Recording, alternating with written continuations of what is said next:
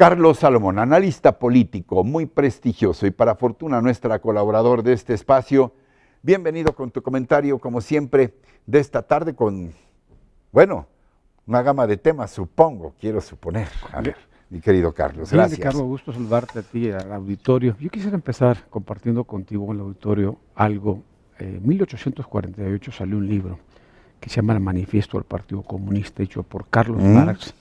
Y el Manifiesto, la Biblia y el Quijote quizá fueron los tres libros. Creo que fue en Londres, ¿verdad? Donde lo publicó. 1848, hace siglo y medio, pero quizás quitas a Harry Potter el libro y metes la Biblia, el Quijote y el Manifiesto, quizás fue junto con el libro Rojo de Mao, uno de los libros que más influyeron y más se leyeron. ¿Cómo arranca el Manifiesto del Partido Comunista? Un fantasma recorre Europa, el fantasma del comunismo, ¿no? Sí. Y lo firma Marx y Engels, y eso es eso. Hoy otro fantasma recorre Europa, el fantasma del miedo. O sea, ya no es el comunismo, ya no es la izquierda, ya no es la lucha por la igualdad, ya no es la lucha del capital, sino recorre el miedo, ¿no? ¿Y por qué te digo que recorre el miedo? Lo quiero compartir contigo, con el auditorio. Porque el miedo está presente en toda Europa. Hace unos minutos decías tú lo que pasó en Estambul, ¿no?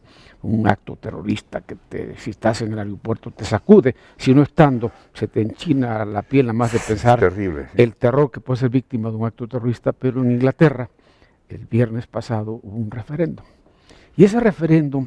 ¿Pero por qué está marcado por el miedo? A ver. Porque hay un fenómeno, Ricardo. En Inglaterra hay una migración de todos los africanos que huyen de la violencia, huyen del hambre de África. ¿Y qué país? Se van a Europa. Pero dentro de los países que agarran de Europa, agarran Inglaterra. Por eso llegaban a Calais. Y ahí había una barda Canal de la Mancha. Y había unos militares que impedían pues que pasaran todos los africanos. Entonces, ¿eso qué pasó? Entonces el primer ministro Cameron plantea la posibilidad de un referéndum para quedarse o no quedarse en Europa. Y entonces la sorpresa fue cuando tú presentas el referéndum, y la sorpresa fue que la gente dijo nos vamos de Europa. ¿Pero por qué se va a Europa de Inglaterra? ¿Por qué? Por el miedo de que tantos, quienes votaron irnos a Europa, los campesinos ingleses, los conservadores, y entonces votan que salen de Europa los ingleses. La gente mayor, ahora se quejan los jóvenes de que los mayores decidieron por ellos. Pero le rompes la cara a los jóvenes, le secuestras el futuro a los jóvenes, porque los jóvenes forman parte de la Europa. Y entonces se hace el referéndum, deciden salirse los viejos y los campesinos de Europa, y ahí castras el futuro de los jóvenes.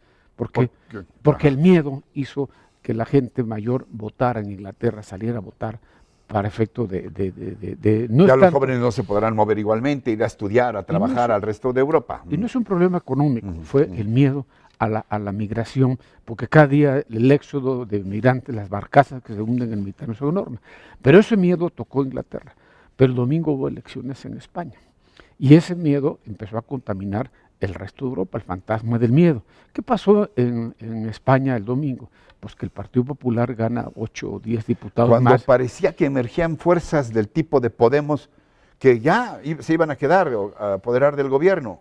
Una vuelta de 180 grados hacia atrás. En 48 horas. Al conservadurismo. En 48 horas. Entonces, en la burbuja, esa burbuja aspiracional de Podemos de la izquierda, se acaba, porque la gente sale a votar, pero salen a votar los viejos, porque incluso hubo una mayor abstención con respecto a la elección de diciembre.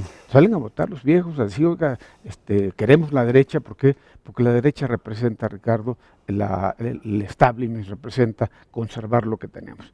¿Y qué puede pasar en noviembre en Estados Unidos? ¿Quién es Donald Trump? Pues Donald Trump representa lo mismo.